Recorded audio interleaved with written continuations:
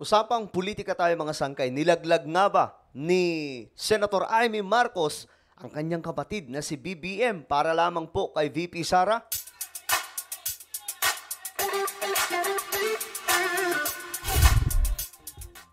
Alright guys, magandang oras po sa inyong lahat. Ako muli ito nagbabalik dito sa ating channel. Sangkay dyan. Kung ikaw ay isang solid sangkay, please mag-comment po kayo sa ibaba ng hashtag solid sangkay kasama po ang inyong mga lugar. Okay? So ito, mga sangkay, pag-usapan po natin itong gulo ng politika sa ating bansa. Totoo po yan, may gulo naman talaga eh. Nagkakagulo po sila. Ngayon mga sangkay, ito magkapatid, BBM versus ate, Amy Marcos niya. Nakaraan ko pa to gustong komentan, no? Itong nangyaring pag-atras ni Amy Marcos doon sana sa panig ni BBM. At ngayon mga sangkay, kumuha po tayo ng mga information tungkol po dito sa kung paano nga ba nangyari na umatras itong si Amy Marcos. Pag-usapan po natin yan. Anyway, bago tayo mag-umpisa o magpatuloy, pakisubscribe po muna yung ating YouTube channel. Tayo po dito ay 1.29 million na. Grabe, no? Parang kailan lang mga sangkay. Nasa 100,000s pa lang po tayo. Ngayon, higit 1 million na po tayo at madadagdagan na naman po tayo ng another thousands. Kaya naman mga sangkay, ano pang hinihintay mo? Click the subscribe down below. Click the bell and click all. Parami po tayo ng parami dito sa YouTube, okay? So, ayun, sa mga nanonood sa Facebook, i-follow nyo po yung ating Facebook page. Ngayon nga po, mga sangkay, ito. Ito ang nangyari. Pasadahan lamang po natin ng kaunti.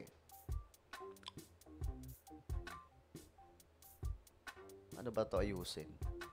Wait lang, palakihan po natin.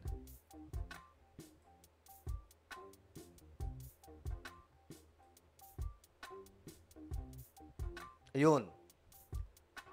Okay, opisyal na pahayag ni Amy Marcos. Panoorin po muna natin ito saglit. Then pasadahan po natin ang ibang mga highlight kung paano nagkaroon ng batuan po ng mga salita laban po kay PBBM, kay Liza, tapos mga pahayag tungkol sa mga Duterte itong si Amy Marcos. Taus-puso ang aking pasasalamat kay Pangulong Bongbong na sa kabila ng galit at labis na kalupitan ng ilan, ako'y pinagtanggol niya at naisama pa sa alyansa. Maraming salamat din sa nasyonalista at sa aking mga kaalyadong patuloy ang pagtangkilik sa akin. Naway manatili ang tiwala ninyo. 35 taon nang nakalipas ngayong araw mula nung pumanaw ang ama ko. Ngunit buhay na buhay ang mga aral niya sa aking puso. Kaya't bilang panganay niya, pinipili kong manindigan. Ano kayang paninindigan ito, no? Nang malaya't matatag, tulad niya, na wala nang dapat kampihan, kundi ang sambayanang Pilipino. Hindi madaling tumayong mag-isa. Okay, so dito, nag-declare po siya as an independent candidate for 2025 elections. Sa kampanya at sa politika. Ngunit yan ang pamana ng matanda sa akin. Yan ang pamana ni Apo Lakay. Shoutout po sa mga talagang lodi na lodi itong si Apo Lakay. Kahit ako mga sangkay, for me, walang pinakamagaling akong nakitang naging leader ng Pilipinas. Apo Lakay, Ferdinand E. Marcos. Na ginugunita natin ngayon. Minabuti kong manindigan ng mag-isa upang wag nang malagay sa alanganin ang aking ading.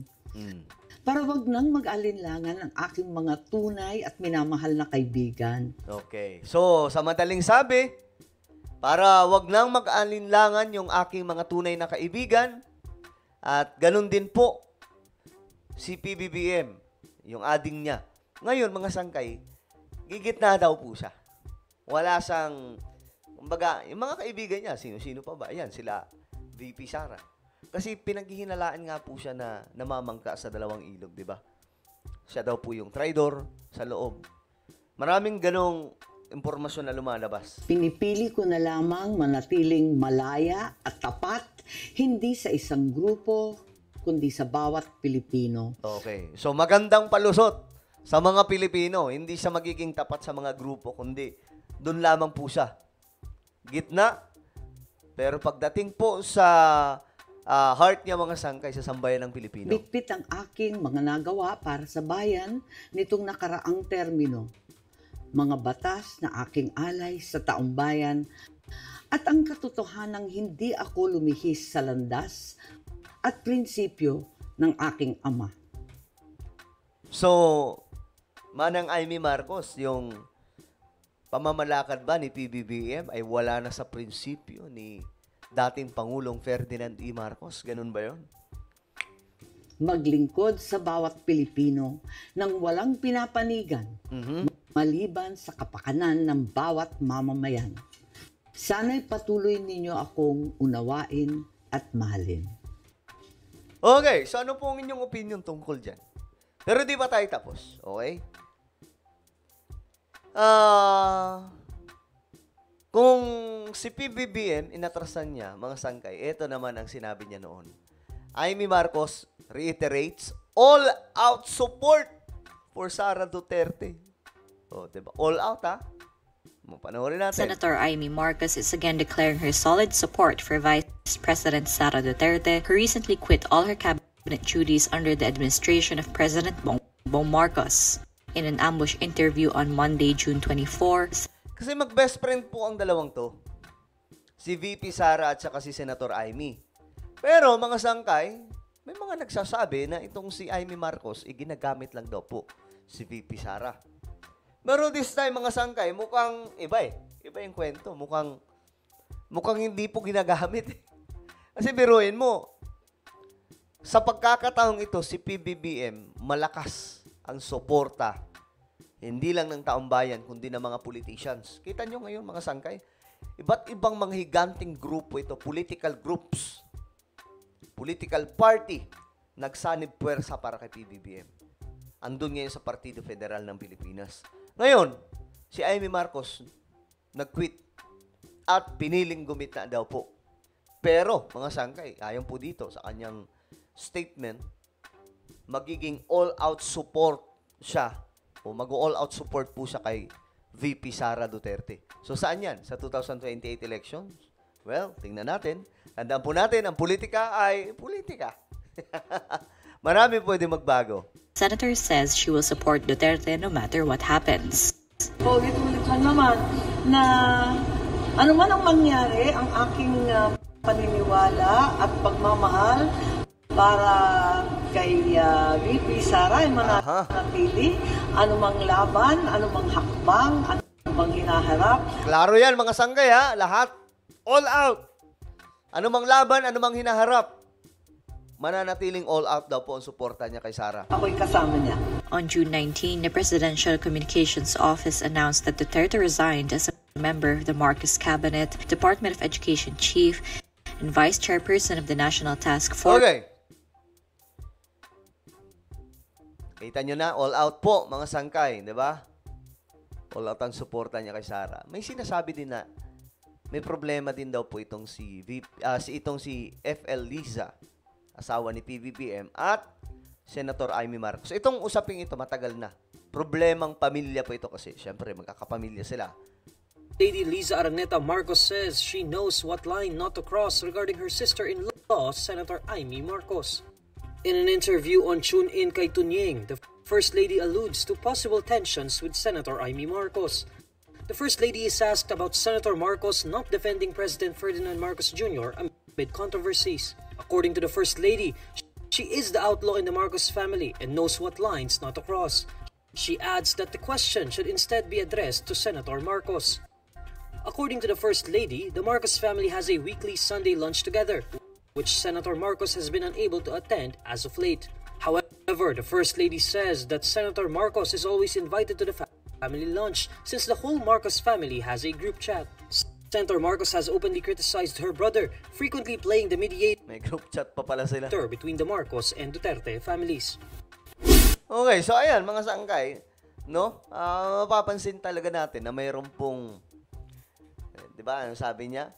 I know what line not to cross, sabi po ni Liza Araneta Marcos. Sabi ni FL, So, mayroon talagang hidwaan. Ayon nga po sa maraming mga nakakaalam sa hidwaan na ito, matagal na daw po ito. So, bakit kaya? Ngayon ito, isa sa mga statement ni senadora noon, ilayo sa demonyong nakapaligid sa palasyo ang kanyang kapatid. Ayan, no? Nagsalita po siya sa isang event doon po sa JIL. Ngayon, mga sangkay, ano kaya ito sinasabi niya? Ay, sabi dito, I may praise for brother PBBM. Ilayo sa mga demonyong nakapaligid sa palasyo. Sino yun? Sino yung mga tinutukoy kaya dito ni Senator Amy? No? But then again, mga sangkay, ano sa tingin nyo? Kasi ito hindi ito magiging Amy versus Sara eh. Ang nakikita ko ngayon, Amy Marcos versus PBBM. Ano sa tingin nyo, mga sangkay? Magagalit ba ang mga loyalista kay Senator Amy Marcos? Anong opinion nyo dito, mga sangkay? Kasi sinabi niya rin, yung paninindigan niya ay yun pa rin. Kung ano ang prinsipyo ng kanyang ama, yun din daw po yung prinsipyo niya. So, ibig sabihin ba, yung prinsipyo ni PBBM ay iba sa prinsipyo ng kanyang ama? Pagdating sa leadership, mga sangkay, inasahan ko na yun. Magkaiba po talaga. Siyempre, iba pa rin po talaga yung tatay, si Ferdinand E. Marcos. Iba yung talino nun. Walang pwedeng tumapat doon, mga sangkay. Pwedeng malampasan, pero yung tumapat na para magiging kagaya siya, malabo po. Okay? So, ano po ang inyong opinion tungkol dito? Ang gulo ng politika sa Pilipinas, no? Mag-comment po kayo sa ibaba, ano po ang inyong mga opinion. Meron po akong isang YouTube channel, mga sangkay. Ito ay Sangkay Revelation. Naku, magaganda yung topic natin dito. At magaganda yung ginagawa nating content.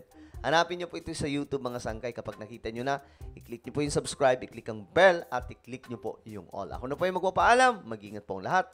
God bless everyone.